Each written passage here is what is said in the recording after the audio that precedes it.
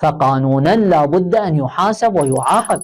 تعال شوف مادة 372 من قانون العقوبات ماذا تقول؟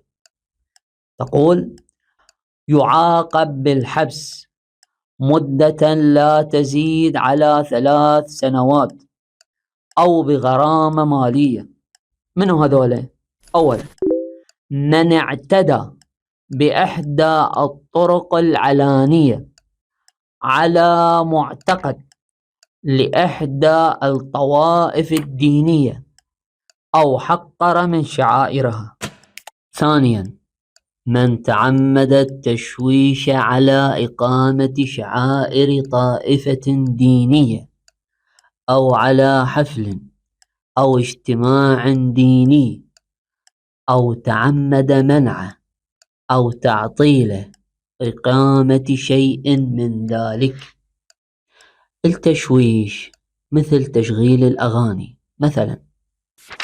ثالثا، من خرب أو أتلف أو شوه أو دنس بناء معدا لإقامة شعائر طائفة دينية أو رمزا أو شيئا آخر له حرمة دينية، هنا القانون يجرم الاعتداء على أي شيء ينتسب للدين بما في ذلك الرموز الدينية ورجال الدين.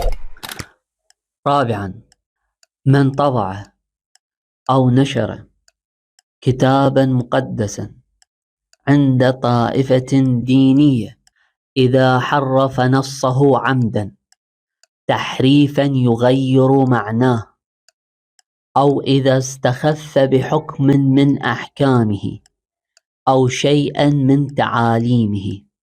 مثلا يجي شخص ينكر الصلاة أو يستهزئ ويستخف بالحجاب مثلا.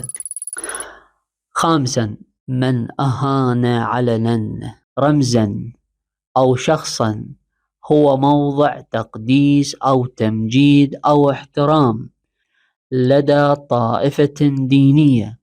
سادسا، من قلد علنا نسكا أو حفلا دينيا بقصد السخرية منه